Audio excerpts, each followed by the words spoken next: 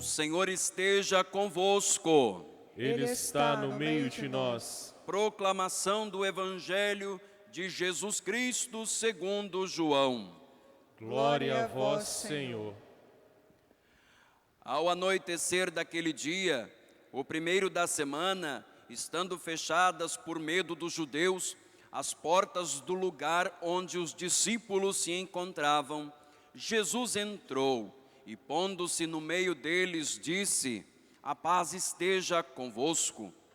Depois dessas palavras, mostrou-lhes as mãos e o lado.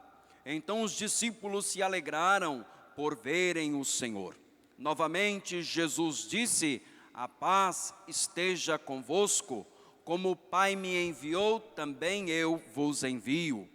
E depois de ter dito isso, soprou sobre eles e disse: "Recebei o Espírito Santo. A quem perdoardes os pecados, eles lhes serão perdoados. A quem os não perdoardes, eles lhes serão retidos." Tomé, chamado Dídimo, era um dos 12, não estava com eles quando Jesus veio. Os outros discípulos contaram-lhe depois: "Vimos o Senhor."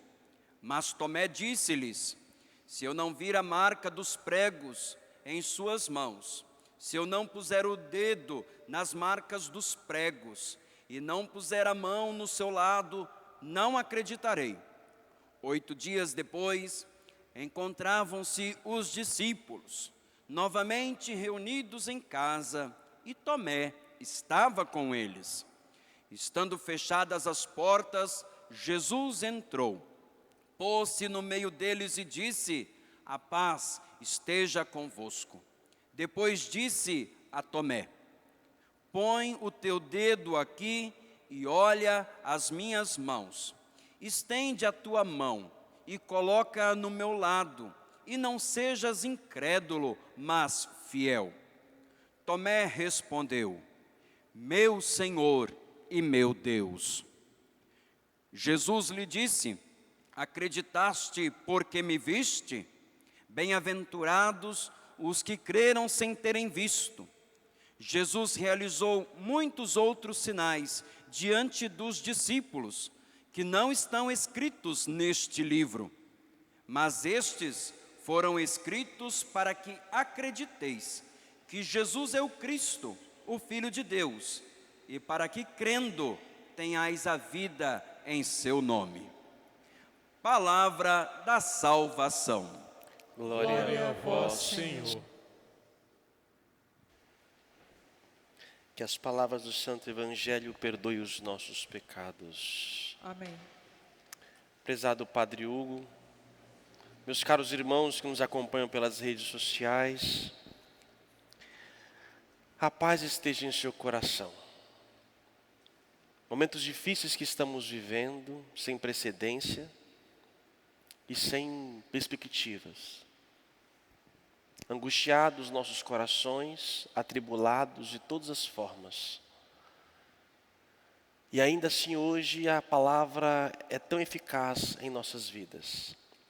A paz. A paz não como o mundo oferece, mas a paz como Deus nos dá. E é interessante olhar a palavra de Deus, trazer para o nosso dia e para a nossa vida. Assim como no tempo bíblico de hoje lido, também os judeus, os apóstolos, estavam em casa, com as portas fechadas e com medo. Também muitos de nós, quase todos nós, estamos em casa, trancados, fechados e muitos com medo. São tantas as situações que nos fazem sentir tais sentimentos. E temos razões de senti-los. O chão está se abrindo, as contas chegando, desemprego crescendo, empresários não dando condições de manter, e nós não vemos uma certa saída a curto, médio prazo.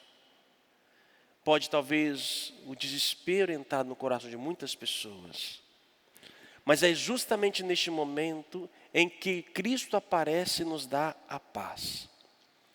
Os apóstolos há poucos dias haviam vivenciado a dor do Calvário. Haviam visto o Cristo morto. E não era somente o Cristo que tinha morrido. Havia morrido ali a esperança, um projeto de vida, um reinado. 3 anos aqueles homens deram a vida e acreditaram em Jesus Cristo. E de repente, tudo se acaba numa cruz. Também muitos de nós projetamos tantas coisas. Acabou. Não tem. Projetamos projetos sociais, projetos família, de emprego, trabalho. Acabou. De repente, dá uma sensação de angústia. Uma sensação difícil de lidar com ela. E é neste exato momento que Jesus aparece. E é bonito saber que essa comunidade, mesmo ferida e machucada, ela estava reunida. E eu digo para você que está em casa, não perca essa oportunidade da reunião que vocês estão vivendo em casa. Não perca essa oportunidade desta convivência, de partilhar os medos, as inseguranças. Mas é justamente quando nos reunimos em nome dele, ele aparece. E a primeira coisa que o ressuscitado nos oferece é justamente o quê? A paz. Se nós não tivermos paz, meus irmãos, não adianta de nada. Nada. Eu posso ter tudo nessa vida, mas a paz é que dá uma serenidade, tranquilidade de enfrentar os desafios. E quando Jesus aparece e dá para eles a paz, o que era medo se transforma em alegria. Jesus aparece, mostra as mãos e o lado onde foi ferido, onde saiu sangue e água, símbolo da misericórdia divina. E ali eles se alegraram. Mas ainda assim, diante da alegria deles, Jesus disse outra vez: a paz esteja convosco. Por que 2 vezes? Porque nem o medo havia dado a ele a paz, e nem a alegria havia dado a ele paz. Medo e alegria não são sinônimos de paz. Nem mesmo a alegria que podemos viver é significativo de paz. Porque senão Jesus não teria oferecido outra vez. Porque podemos viver de euforias, de momentos, e não daquilo que é real. As pessoas confundem a paz cristã, a paz que Deus dá, com um bem-estar. É muito mais do que isto. A paz divina é aquela que acalma o nosso coração, que nos dá condições de enfrentar as nossas dificuldades, os nossos medos, os nossos problemas. Ele nos põe de pé. E essa paz vem com ela também uma missão: dá aos apóstolos o poder de perdoar os pecados. Essa comunidade, depois que feita essa experiência, se tornou missionária. Só que ela não conseguiu ainda chegar a todas as pessoas. Nesse dia, não estava presente a figura de Tomé. Tomé é muito comumente entendido como um homem de pouca fé, ou um homem que não acreditou. Gente, qual dos apóstolos acreditaram? Nenhum. Todos tiveram dificuldade para crer. Tiveram que acontecer várias manifestações de Cristo para que a mente pudesse abrir. E foi somente com a vinda do Espírito Santo que eles puderam começar a entender tudo aquilo. Não foi só Tomé. Tomé aqui neste evangelho que acabamos de ler, e é o evangelho de São João. Lembremos mais uma vez que João, dos 4 evangelistas, João é o mais simbólico, o mais teológico, o mais profundo. João coloca a figura de Tomé. Quem é o Tomé? Tomé é aquele cristão batizado que por um motivo e outro se afastou da comunidade. Talvez seja você. Nesse tempo de quarentena, eu tenho ouvido muitas pessoas, eu falo quando é muitas mesmo, nas minhas redes sociais, nas conversas, inbox, assim por diante, dizendo que estavam afastadas. estavam afastadas, estão voltando. Tomé é a figura daquela pessoa que se afastou. Não é um homem que não tenha fé. Ele tem fé. Só que ele afastou, ele não participou da comunidade. Não é só naquele dia, mas por um motivo ou outro, ocupação da vida e outras tantas situações, ele se perdeu. Mas um dia, ele ouviu falar que a comunidade havia presenciado algo. Embora não acreditasse, ele foi à comunidade. E talvez muitos que estão me ouvindo agora estão voltando à comunidade, mesmo talvez não acreditando muito.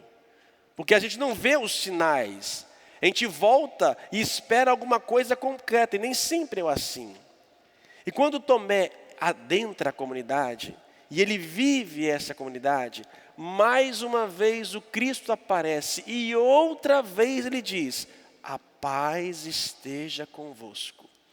Se eu não tiver a paz de Cristo, eu não conseguirei entender a sua mensagem. Eu poderei viver no meu medo e na minha alegria, e ainda não profundamente. A paz cristã é fundamental. E aí ele oferece ao Tomé: toca, Tomé, nas minhas chagas. E ele diz uma das mais belas profissões de fé que nós temos na Bíblia: meu Senhor e meu Deus. Essa expressão, meu Senhor e meu Deus, já era usada no mundo civil pelo imperador, que ele havia decretado que todos aceitassem ele como Senhor e Deus.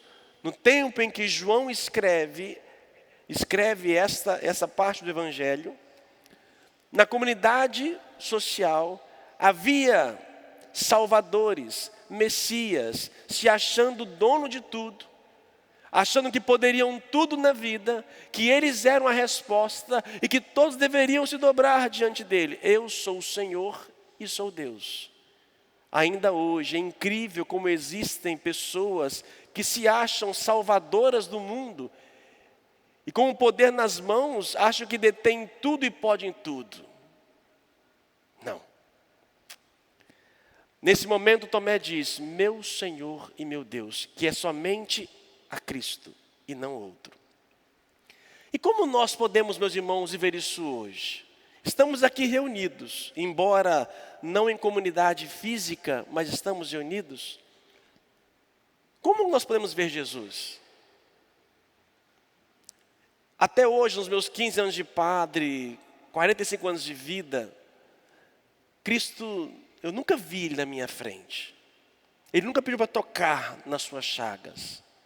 E como nós podemos, neste mundo de hoje, fazer a experiência do ressuscitado? Também estamos trancados com os nossos medos, estamos talvez numa euforia que seja. E como nós podemos manifestar esse sagrado?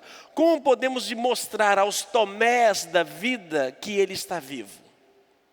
E aí eu vou retomar os pilares importantes da comunidade cristã. São 4 atitudes fundamentais que nós precisamos vivenciar para que Cristo se manifeste em nós, para que transforme o nosso medo em temor. A primeira leitura que nós ouvimos hoje nos mostra o seguinte: como a comunidade cristã se reunia no seu tempo primitivo, no início do cristianismo. E isso é importante nós sabermos e praticarmos, porque também nós iremos continuar. Eles também tiveram suas cruzes, tiveram as suas perseguições. E olha que eles eram perseguidos, não era por um inimigo invisível, era por um império, e milhares de pessoas eram assassinadas. Milhares de pessoas foram assassinadas só pelo fato de serem cristãs. Como eles enfrentavam a pandemia do tempo deles? Desta maneira, de 4 formas. Primeiro, os que se haviam convertido eram perseverantes em ouvir o ensinamento dos apóstolos, a catequese. Tomé, ou Tomé que está voltando aqui para a igreja, ou Tomé que está voltando a rezar agora em comunidade, ou Tomé que está me vendo, há quanto tempo você não pega um livro da Bíblia ou outro livro de catequese para poder estudar? Muitas pessoas têm a catequese dela, a fé delas fundamentada num conhecimento que tiveram no tempo da sua infância e jamais estudaram mais. Na sua profissão, por exemplo, quantos anos você levou para poder chegar à sua profissão? 4, 5 anos, mais a experiência? E quanto tempo você estudou acerca de Deus para poder viver a sua fé? Uma coisa é fundamental, estudo da palavra de Deus.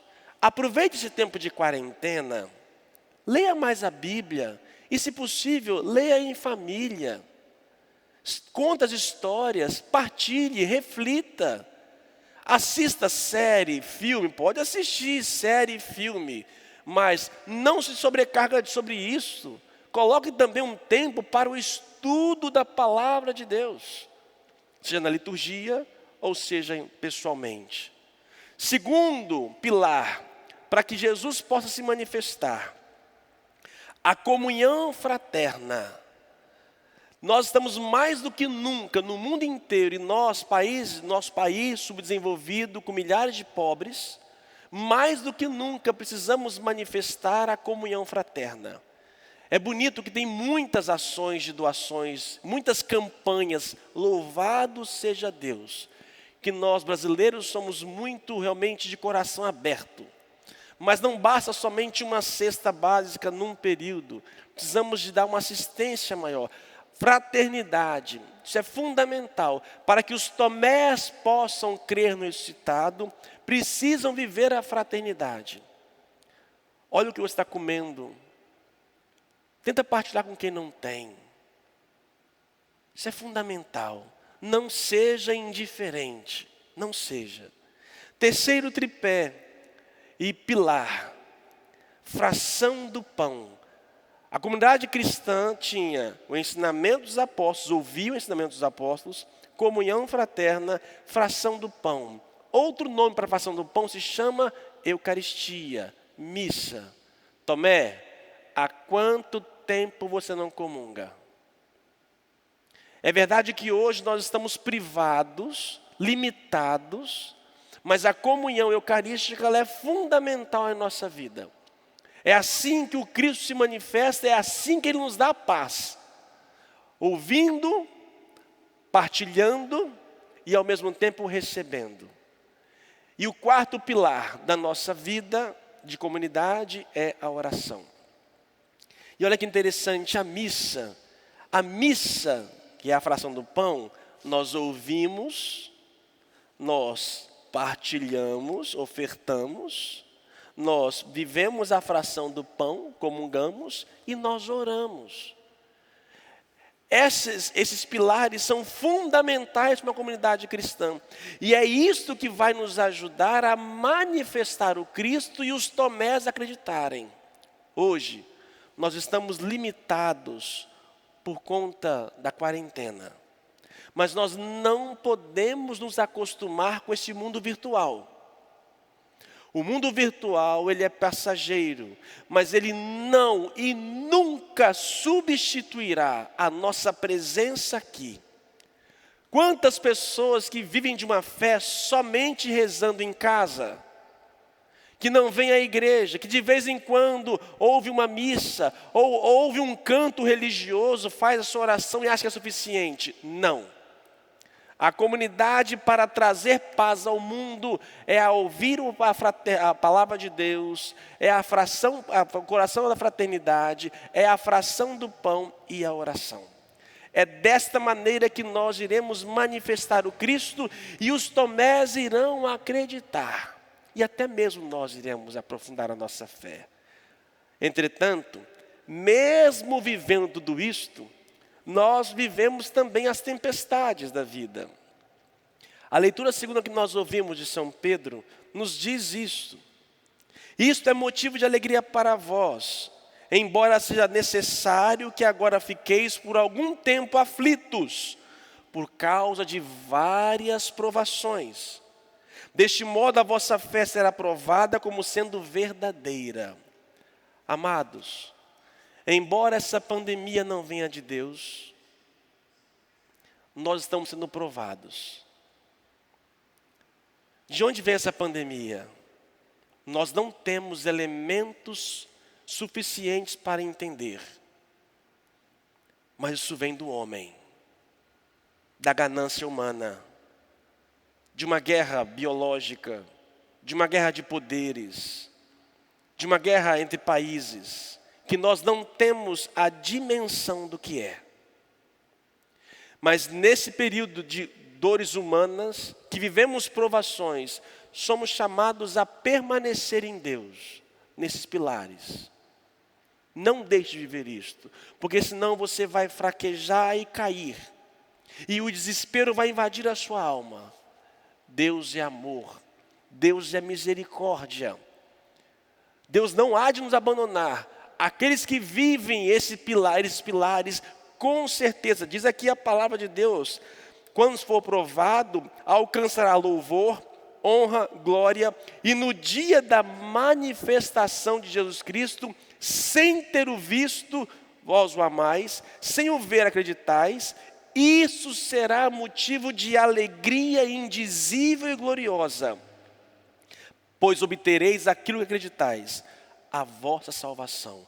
Aqueles que perseverarem na provação, vivendo esses pilares, alcançarão a salvação. Porque Deus é amor, porque Deus quer salvar a todos, mas depende de nós. E não importa, Tomé, se você está voltando agora. Não importa se você está chegando só agora. Deus não está preocupado com o seu passado. Você perdeu muito tempo, mas Ele com amor eterno vem para cuidar de nós. Hoje, e encerro, celebramos na liturgia a misericórdia divina. O que é misericórdia? Já diz Jesus, bem-aventurados misericordiosos, porque alcançarão a misericórdia. Tem uma frase que eu aprendi de um padre da igreja do século V, Gregório de Nissa, e eu acompanho essa frase, me acompanha, que me ajuda a entender um pouco a misericórdia. Misericórdia é uma dor voluntária que nasce pela dor do outro. Misericórdia é uma dor voluntária que nasce pela dor do outro. Eu vejo o outro e voluntariamente em mim nasce uma dor, uma preocupação para com ele. É o que Deus faz conosco, voluntariamente desce do céu, encarna a humanidade pela dor nossa, pela nossa fragilidade, pelos nossos medos. E Ele vem em nosso encontro para nos levantar, para nos ressuscitar, dar uma vida nova. Se Ele é assim, que não olha os motivos por que somos pecadores, mas Ele vem nos salvar para nos perdoar. Assim também, olhemos as pessoas e tenhamos misericórdia, tenhamos dor pela dor do outro. E olha, tem tanta gente dolorosa.